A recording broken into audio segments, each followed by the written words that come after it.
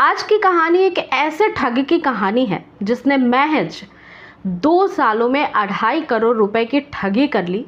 और मज़े की बात यह है कि इस ठगी के मामले में जितने भी लोग शिकार हुए थे उनमें से एक भी कोई थाने पर जा कर के शिकायत दर्ज नहीं कराता था। इस ठगी का जो कॉन्सेप्ट था, जो आइडिया था, वो अपने आप में ही इतना अनोखा था कि जब पुलिस के सामने ये मामला आया तो पुलिस भी सोचने पे मजबूर हो गई कि ठगी के तमाम मामले तो सुने थे, लेकिन कोई ऐसे भी दिमाग लगाकर ठगी कर सकता है, ये बिल्कुल अनोखा मामला है अपने आप में। साल 2024 के जनवरी की बात है। एक मुन्ना नाम का लड़का जो कि बिहार के नवादा ज़िले का था, महज इसकी उम्र 20 से 25 साल के अंदर ही थी। इसे एक जॉब की तलाश थी, लेकिन इसे बिहार में कहीं पे भी अच्छा जॉब नहीं मिल रहा था क्योंकि इसकी क्वालिफ़िकेशन कोई बहुत ज़्यादा अच्छी नहीं थी। तब ये नवादा से निकलकर राजस्थान पहुंच जाता है। जॉब ढूंढने की बहुत कोशिश करता है और यहाँ राजस्थान के मेवाड़ में जाकर के इसे एक जॉब मिलती है। जो जॉब मिलती है उसमें पैसे इसको अच्छे खासे मिल रहे थे, कोई एजुकेशन की भी ज़रूरत नहीं थी। जब ये जॉब को ज्वाइन करता है तो इसे पता लगता है कि ये जो जॉब कर रहा है ये एक तरह का बहुत बड़ा ठग का ग्रुप है और ये साइबर क्राइम के द्वारा फर्जी तरीके से लोगों के जेब से पैसे खाली कराते हैं। इसे लगा कि ये तो बहुत ज़्यादा आसान काम है। इसने 5 साल वहाँ पे काम किया।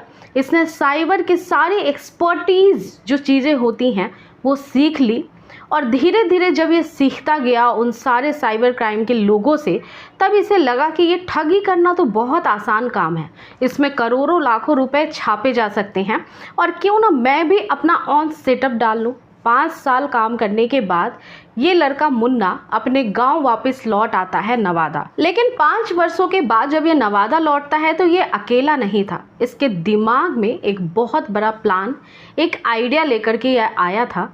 अब इसे जॉब की बिल्कुल ज़रूरत नहीं थी। ये खुद ही एक ऐसी कंपनी एस्टैब्लिश करना चाहता था जिसमें रातों रात पैसों की बरसात होने लगे। गाँव पहुँचता है, घर वालों को इसने बता रखा था कि मैं बहुत अच्छा जॉब करता हूँ, पैसे भी समय पे ये गांव पे भेजा करता था, इसलिए कोई इस पे शक तो करता ही नहीं था कि ये किस तरह का जॉब करता है। जब एक गांव आता है तो अपने परिवार को बताता है कि अब मुझे जॉब की ज़रूरत नहीं है, अब मैंने जितना पैसा कमाया है उससे गाँव में ही रहकर काम करना शुरू करना चाहता हूँ और यहाँ के कुछ लोगों को रोज़गार भी देना चाहता हूँ। परिवार वाले बहुत खुश हो गए कि उनका बच्चा इतना ज़्यादा नेक दिल का है, इतना ज़्यादा वो अच्छा काम करने वाला है, अपने गांव के लिए भी इतना ज़्यादा सोच रहा है। गांव में एक तालाब था और इसने बोला परिवार वालों को कि इस तालाब में मैं मछली पालन का काम शुरू करना चाहता हूँ। इसने वो तालाब जो मछली पालन के लिए सोचा था, इसकी सहमति उसको गाँव से भी मिल गई और उसके परिवार से भी मिल गई। इसने मछली पालन की जितनी सारी सेटअप लगती है वो सब कुछ कर लिया, क्योंकि कुछ पैसे तो उसने बचा रखे थे, क्योंकि वो इस तरह के काम करके आया था चीट फ्रॉड के, जिसमें पैसे की तो अंधाधुंध बारिश होती है, तो कुछ पैसे तो वो बचा के लेके आया था। अब उसके बाद ये जो मछली पालन का वो तालाब जो है उसका पूरा सेटअप जब तैयार कर लेता है तो इस तालाब के पास में ही एक झोपड़ी होती है। इस झोपड़ी को वो छोटा सा ऑफिस बनाना चाहता था, जिसके लिए अब इसको भी थोड़ा सही करना शुरू करता है।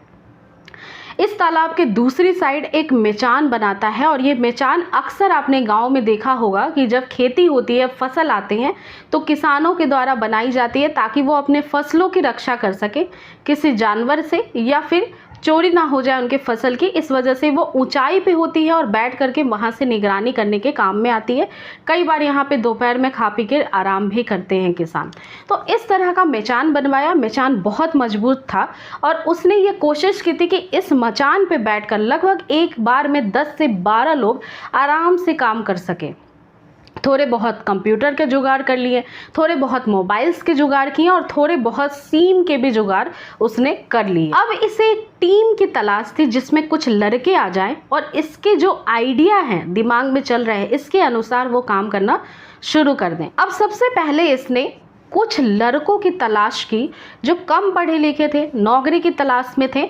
उन सभी लोगों को ये अपने पास बुला लेता है। बुलाने के बाद कहता है बहुत छोटा सा काम करना है, तुम्हें कॉल्स लेने हैं और साथ ही साथ मछली पालन का पहले तो वो काम थोड़े दिन तक करवाता है, लेकिन साथ ही साथ जो साइबर क्राइम के एक्सपर्ट होते हैं जैसे कि कैसे आईडी जनरेट की जाती है, कैसे कॉल पे बात की जाती है, किस तरह की तुम्हें बात कस्टमर से करनी है, ये सारी चीज़ों की भी उनको ज्ञान देता चला जा रहा था। एक तरह से ये ट्रेनिंग थी, एक तरह से वो एक छोटा सा कॉल सेंटर इस्टेब्लिश कर रहा था और इस तरह से वो लगभग 28 से 30 बंदों को अपने टीम में हायर कर लेता है। अब उसको कुछ कॉन्टैक्ट नंबर की तलाश थी, क्योंकि अब चीट फ्रॉड करना है तो लोगों के नंबर भी तो चाहिए। तो उसने बैंक से भी जाकर के किसी बंदे से सेटिंग कर रखी थी, जो कि बैंक में जो डिटेल होते हैं, डाटा होती है कॉल की, मतलब नंबर्स की, वो डाटा उसको बैंक से मिल जाती थी।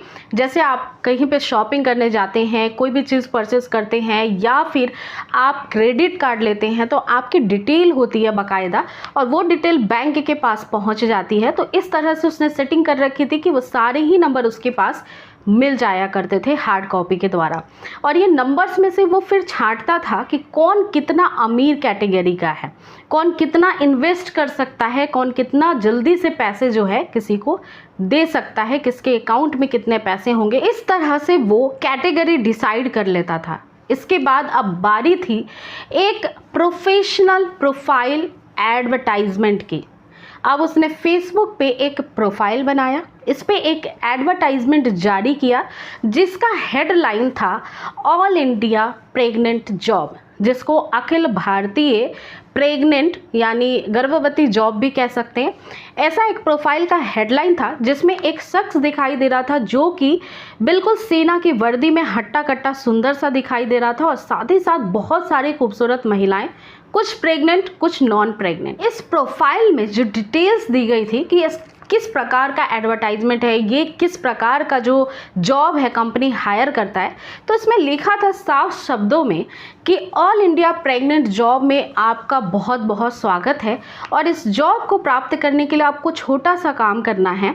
जो औरतें प्रेग्नेंट नहीं हो पाती हैं, अमीर घरों की होती हैं, डिवोर्सी होती हैं या फिर जिनको बच्चा नहीं होता है, तो उनको प्रेगनेंसी कंसीव आसानी से नहीं होती है। बहुत सारी महिलाएं जो सालों प्रयास करती हैं, बच्चा नहीं होता है, लेकिन बहुत अमीर घर की होती हैं, तो कोई संतान तो चाहिए उन्हें।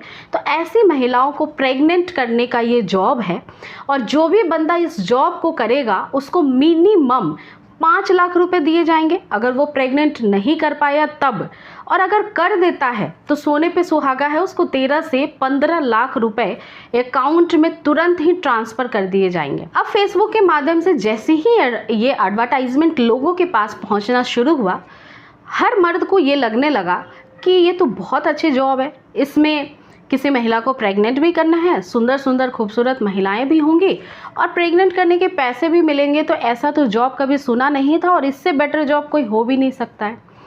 तो अब कुछ लोग इस एडवर्टाइजमेंट के बाद नेक्स्ट प्रोसीजर इसका जो है उसको फॉलो करना शुरू कर देते हैं।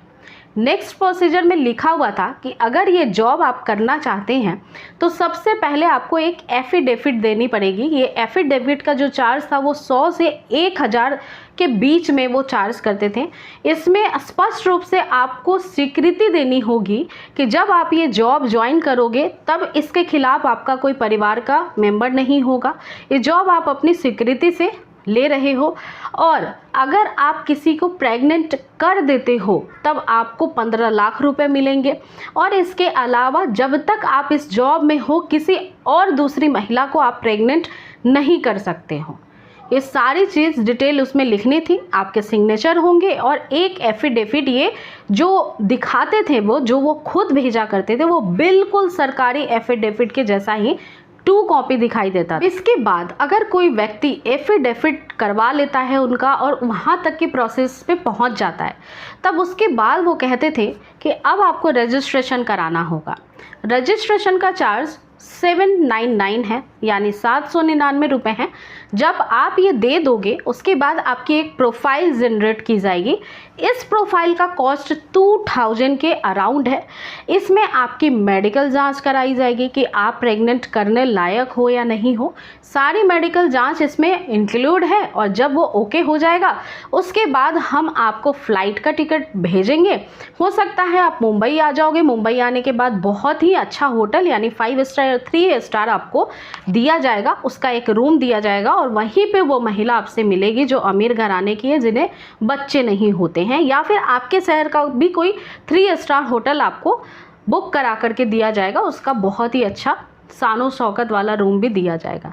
तो जब इस तरह का कोई भी इंसान बात सुनता था तो उसे और भी ज़्यादा लगता था कि ऐसी जॉब तो मिल ही नहीं सकती है यार, कितना अच्छा जॉब है।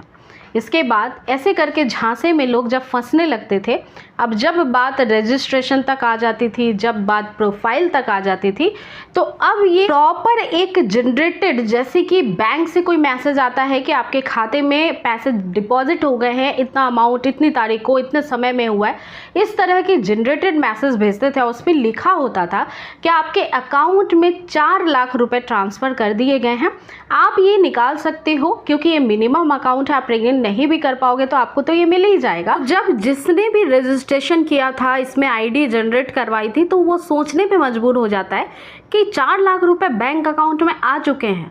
अब उसे एक व्हाट्सएप पे नंबर भेजा जाता था और कोई अपना नाम बताता था उस कंपनी से और वो बात करता था कि आपके अकाउंट में पैसे आ गए हैं और आप कांटेक्ट हमसे कर सकते हैं, जो भी आपको इंक्वायरी करना है वो इस नंबर पे व्हाट्सएप नंबर पे कर सकते हैं। अब इसके बाद जो बंदा इस जाल में फंस चुका था उसको कहा जाता था कि जो पैसे आपके अकाउंट में भेजे गए हैं वो अभी ब्लॉक हैं, क्योंकि उसका जीएसटी लगता है और जो जीएसटी है वो लगभग 23,000 के अराउंड है।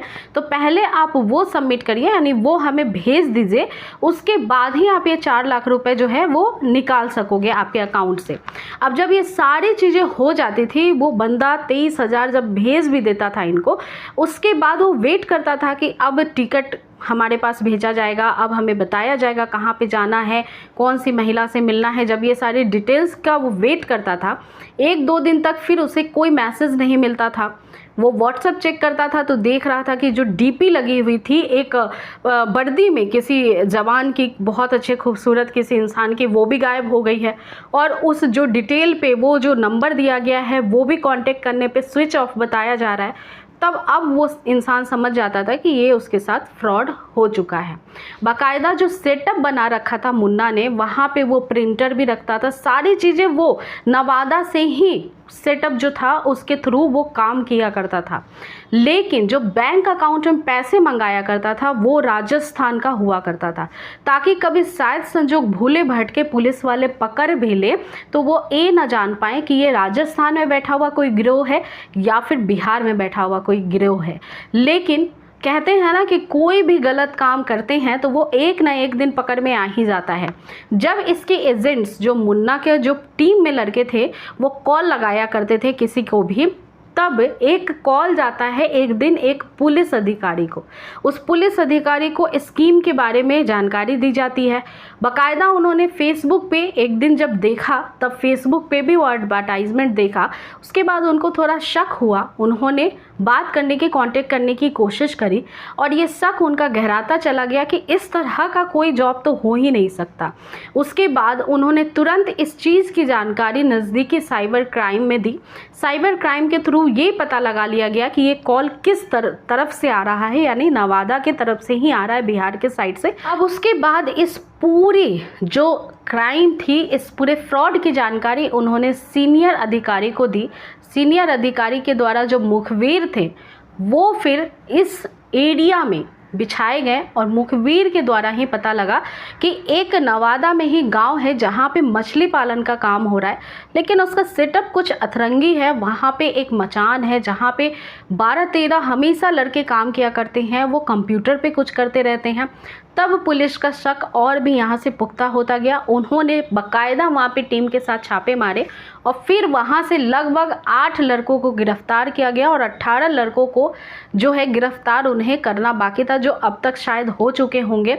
लेकिन ये जो पूरा फ्रॉड का मामला है इस तरीके से जब सामने आया, तब पता लगा कि महज 2 सालों में 2.5 करोड़ रुपए लोगों से ठगे जा चुके हैं। इस तरह की ठगी आमतौर पे कई बार आपके साथ भी हो सकती है अगर आप लालच में आएंगे तो। कई बार आपको कॉल के द्वारा भी आपने नोटिस किया होगा, कोई भी अगर पैसे देने की लेने की बातें करता है, आपके बैंक अकाउंट्स की डिटेल्स की जानने की कोशिश करता है, या फैमिली में मेंबर्स कितने हैं, धीरे धीरे करके कोई भी आपके व्यक्तिगत बातों को जानने की अननोन नंबर से कोशिश करता है, तो आपको वहीं संभल जाना चाहिए और कोशिश करनी चाहिए कि ऐसे नंबर की जानकारी पुलिस तक भी पहुंचाई जाए, ताकि ऐसे छोटे मोटे जितने भी गिरोह हैं उन सभी का भांडाफोड़ हो सके। तो आज की जो कहानी थी वो यहीं तक थी। उम्मीद करती हूँ कहानी से कुछ ना कुछ नई सीख आपको ज़रूर मिली होगी। किस तरह की चीट फ्रॉड्स होने लग गई हैं आज के ज़माने में, लोग कैसे घर बैठे ही करोड़पति होने के सपने देखकर गलत रास्ते पे निकल जाया करते हैं। तो अगली कहानी के साथ फिर से मुलाकात होगी। तब तक आप अपना रखिएगा पूरा ध्यान, स्वस्थ, सुरक्षित और खुशहाल रहें। धन्यवाद।